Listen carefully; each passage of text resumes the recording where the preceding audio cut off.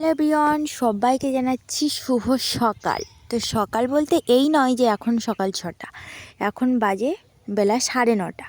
তো এখন দেখো কুল গাছ থেকে পেড়ে নিয়ে এসেছিলাম, আর কুলগুলো নিয়ে এসে থেঁতলাচ্ছি। এক একটা করে কুলগুলো সব ধুয়ে আর সুন্দর করে শিলনোড়াইতে থেঁতলে নিচ্ছি। সব কাজ তো মিক্সার মেশিনে সম্ভব নয়, তাই না?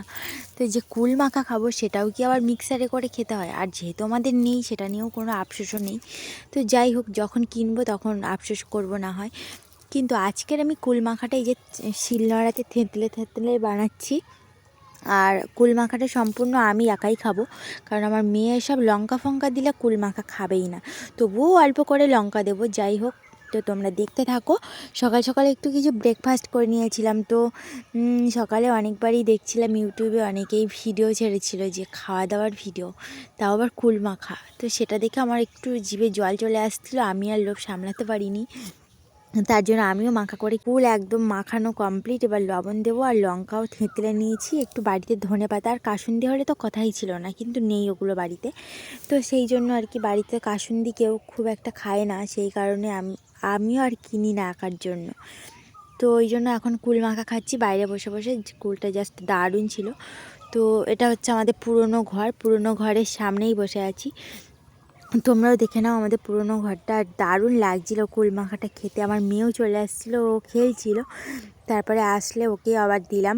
তারপর রান্নাবান্নার কাজে চলে এসেছি। এখন দেখো উনুনটা জ্বেলেছি অনেক কষ্টে কাঠের জালে। আর এখানে তো গ্রামে মানে কোনো কাঠের অভাবই নেই, আর এখানে কোনো প্রবলেমও হয় না রান্না করতে। তো এখন বড়িটা ভেজে নিয়েছি, আর বড়িটা ভেজে নিচ্ছি তার একটাই কারণ, আজকে সব নিরামিষ রান্না বান্না, জানো তো।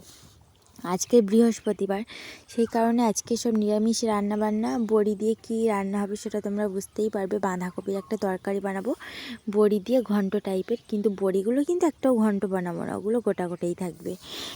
তো চলো আমি ঝটপট ভেজে নিই। আর ওপাশে ভাত বসিয়ে দিয়েছি। আর আজকের কি কি রান্না হবে দেখো। আজকে রান্না হবে এই যে বাঁধাকপি কেটেছি, বিনস, মটরশুঁটি, আলু, শিম, এসব দিয়ে একটা মানে ভাজা চচ্চড়ি হবে, আর নিচে হবে। হ্যালো বন্ধুরা, এবার এখন আমি বেরিয়ে পড়ছি সাইকেলটা নিয়ে, আর সোজা চলে যাবো এখন বাজারে। জানো তো, বাজারে অনেকগুলো কেনাকাটা বাকি রয়েছে।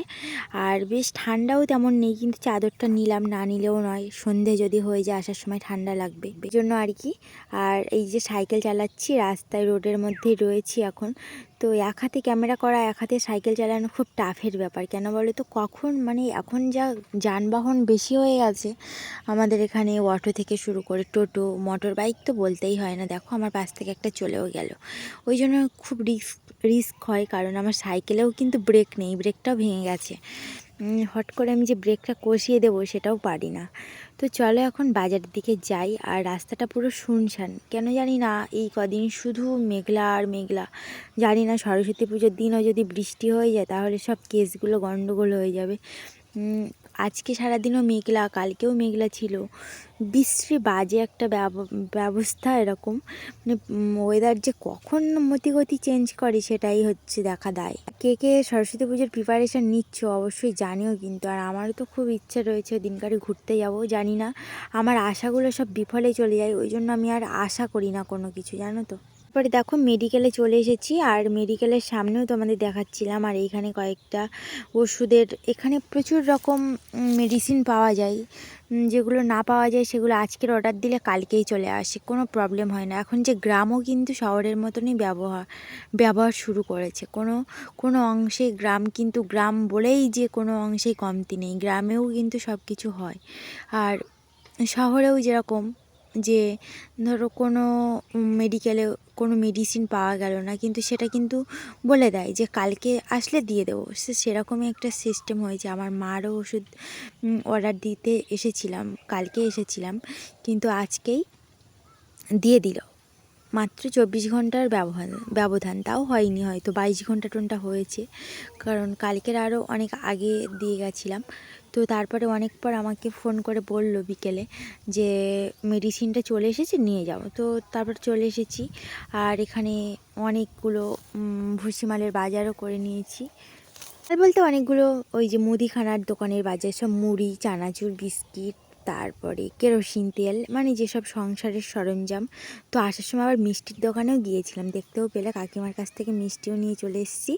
মিষ্টি খাবার নিয়ে এসেছি। দেখো এখানে নিউট্রি চয়েস নিয়ে এসেছি, এটা গমের বিস্কুট। আর এটা কিন্তু আমার মেয়ে আমি দারুণ খাই, কোনো ময়দা দেওয়া নেই, সম্পূর্ণটাই গম দিয়ে বানানো। আর এখানে দেখো একটা সর্ষে তেল 500 গ্রাম। আর এই যে আসল স্পেশাল জিনিসটার মধ্যে গজা। তো গজা কিন্তু আমরা সব খেয়ে নিয়েছি, আগে খেয়ে নিয়ে তোমাদের পরে আর 2-3টে রয়েছে, সেটাই শেয়ার করছি। আরও কিন্তু সবার আগে আমাদের নিয়ে এসে গজাটাই টেস্ট করা হয়েছে।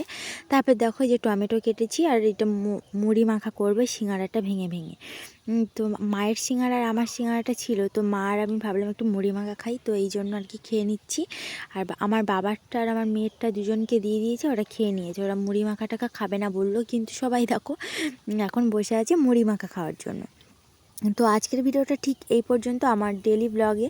তোমাদের সবাইকে তো অনেক অনেক স্বাগত জানিয়ে আমি সবার প্রথম থেকে শুরু করি, তবে আমি যতটা সম্ভব আমি তোমাদের শেয়ার করি। তো আজকের ভিডিওটা তোমাদের কেমন লেগেছে প্লিজ বন্ধুরা জানিও, আর একটা করে লাইক করে দিয়ে যেও। আর আমার মেয়েও দেখো বসে বসে এখন লিখছে, আর ও একটু করে টেস্ট করছে।